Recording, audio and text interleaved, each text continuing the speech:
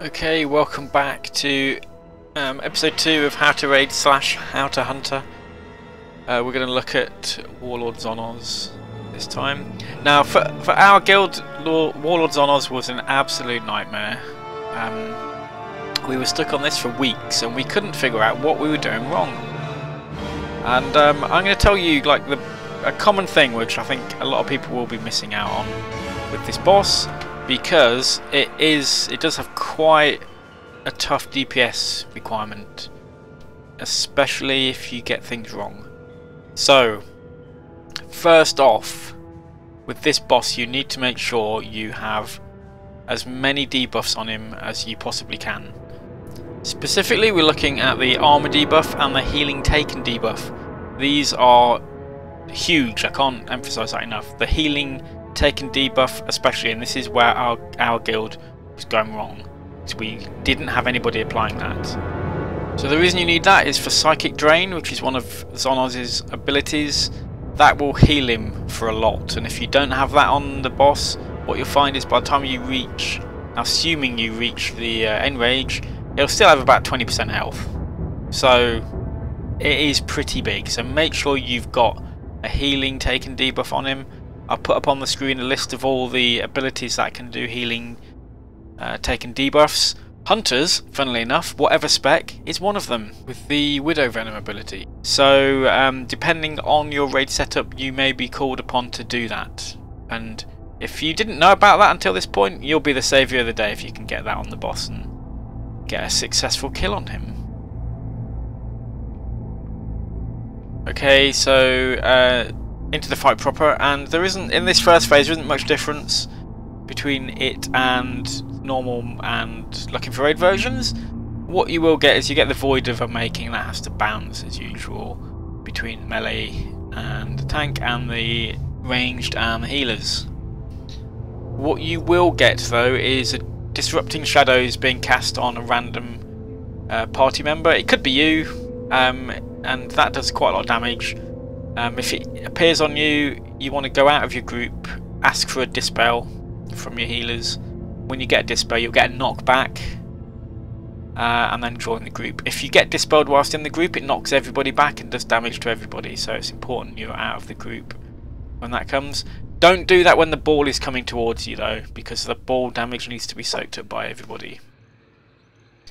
Okay, so the dark phase, you'll get the tentacles spawning as you would normally do in looking for raid and normal versions, but instead of stacking up on the boss, you actually have to DPS these tentacles down. You get some on either side of the boss, so there's some behind us here on this view that you can't see.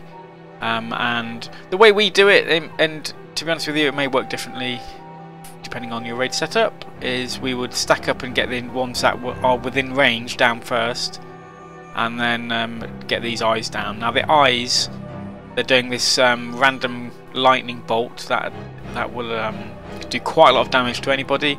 That can be disrupted or silenced or scattershotted, or is it Wyvern Sting, or any of those kind of interrupting abilities that hunters have.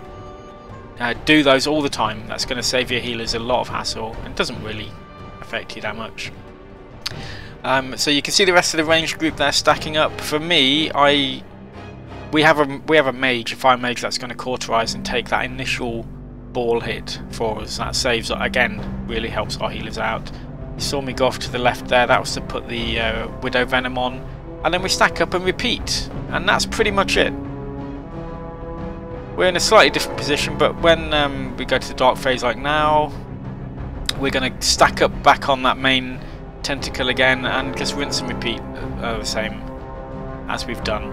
Now if you're doing everything right, if you're getting the eyes down first and you're interrupting the eyes and you're applying and you're making sure the healing debuff is on the boss, you should get this down. It's not that difficult. It does take a lot of practice making sure that everybody is getting out of the way when they get the interruptible debuff on them, and reducing damage taken from these eyes as much as possible.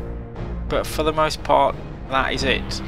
In terms of how you can increase your DPS and maximize the DPS that you're doing, so this video was taken on 4.2.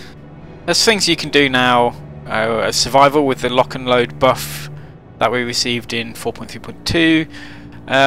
But primarily the tips are: number 1, keep your pet on the boss, especially if he's applying like an armor debuff to the boss. It is tempting to just have the pet help you out on the tentacles. There's a lot of downtime there for the pet, so always keep him on the boss.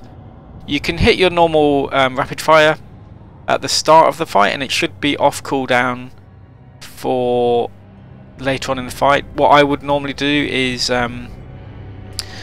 save it up for when you do Bloodlust or Heroism, which you would do a bit later in the fight. And other than that, that's pretty much it. Make sure you've got, you know, it's just common sense stuff. Make sure you've got your serpent stings on. Make sure you're just constantly firing. You can look at doing a kind of an aspect dance if you wish to help DPS on these eyes, but I found that you're either in range or not, so aspect of the fox doesn't massively help out there. So try and get within range as quickly as possible using disengage and rocket boots and dark flight, or whatever you possibly can, apart from aspect of the pack, obviously. And yeah, just continue DPSing. So what you're going to see now is the final, I think this is the final phase now. The amount of ball bounces you take really does count on your raid setup. So I can't remember what we did on this fight. I think it was 7553. With each bounce, the stacks are increased, and when the boss takes those stacks, he'll receive more damage taken. So ideally you want him to take more bounces and more stacks, but again, it really does depend on what your raid setup is capable of doing. So here, what you should do is hit, if it's pretty tight on DPS, and I'm assuming it will be the first time you do this, what you would do is hit Heroism and Bloodlust 40 seconds before Berserk, and save any cooldowns you've got for that. I can't remember whether I hit my agility potion and rapid fire. It was pretty stressful at this point. Like I say, we've been working on this for like two and a half weeks. So yeah, but we've got in this the week after, and we've kind of, I think we two-shot it. So once you get everything right, it all falls into place. Don't be too disheartened if you don't get it straight away. Remember your debuffs, and you should be golden. Right, we'll see you next time when we'll be looking at your Sarge, the Unsleeping. Not so difficult. Actually quite a fun fight for hunters. We'll see you next time.